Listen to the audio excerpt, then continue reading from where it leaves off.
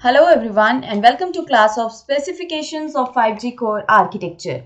Today in this class we are going to discuss about some of the specifications of the core network architecture. So now let's discuss local hosting of services and edge computing. 5G is designed to support diverse services with different data profiles. For example, high throughput, low latency and massive connections. And also it is designed to support various models, for example IP data traffic, non-IP data traffic, short data burst and high throughput data transmissions. So to aim this, 5G supports service hosting environment. This is a service platform which is located inside an operator's network as to offer hosted services closer to the end user in order to meet the specific requirements of low latency and low bandwidth pressure. These hosted services, it contains applications which are provided by the operators and or by the trusted third parties.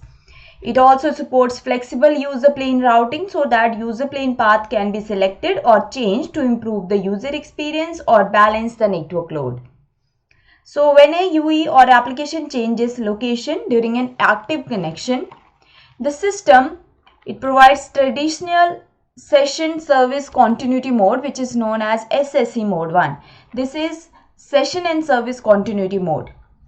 Here in this mode, the IP anchor remains unchanged to provide IP address preservation and service continuity. It also introduces new models such as SSE mode 3. SSE mode 3 is make before break. It achieves faster mobility and minimize the user impact. Similarly, edge computing is a possibility of an operator or third party to execute the services closer to the UE access point of attachment. This reduces the end-to-end latency and total load on the network. So what is required to enable this? To enable this, it should support concurrent, for example, local and central access to data network. An architecture enables for low latency services. So the 5G core network selects a user plane function closer to the UE and executes the traffic steering on UPF to the local data network via N6 interface. It requires application influence on traffic routing, support for ultra reliable low latency communication services, support for different session and service continuity modes, and support for local area data network. Now next is network slicing. What is a network slice? A network slice is a set of elements of the network which is specialized in provisioning the certain type of services.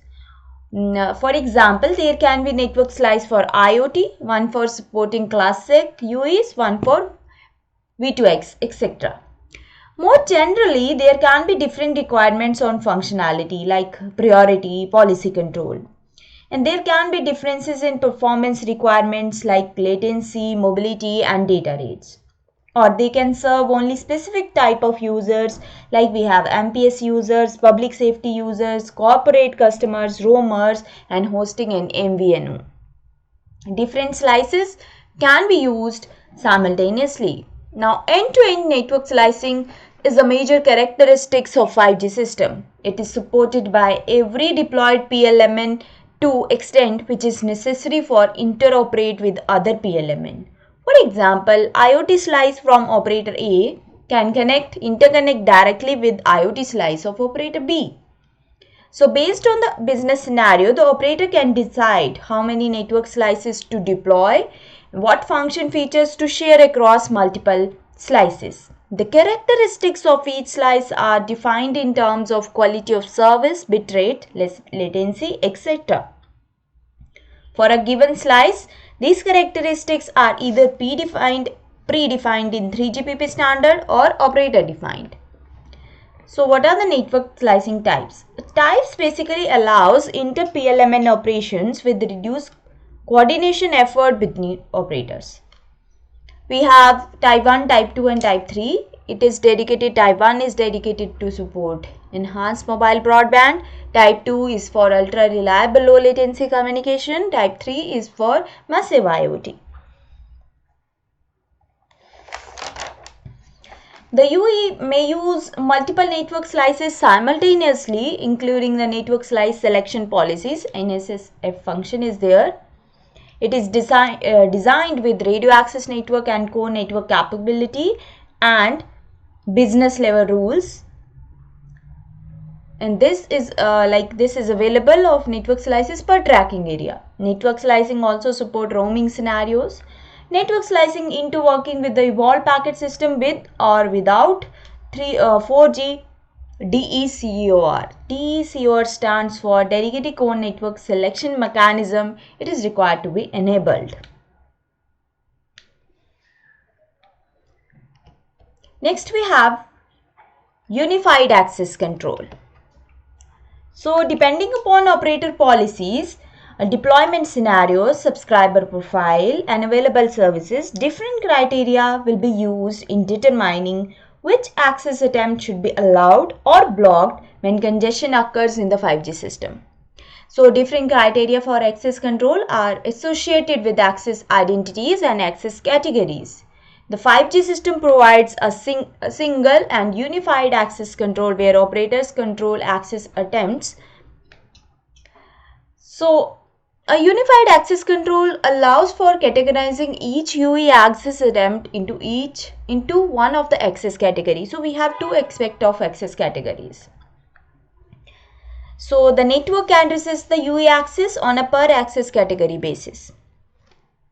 There are mobility management congestion control or data network node based congestion control and network slice based congestion control.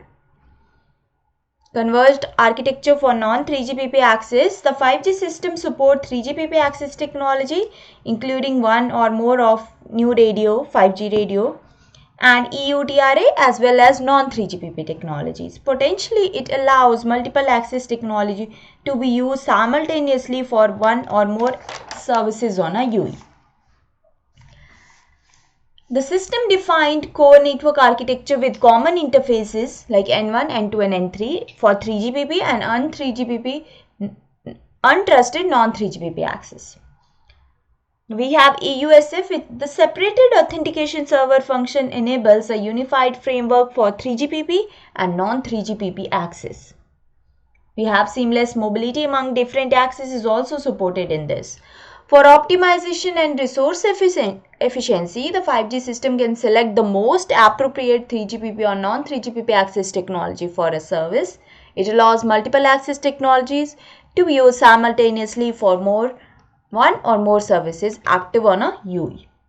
The UE is identified by the 5G GUTI, which is globally unique temporary identifier, when it is registered by both 3GPP and non-3GPP access to the same or equivalent PLMN.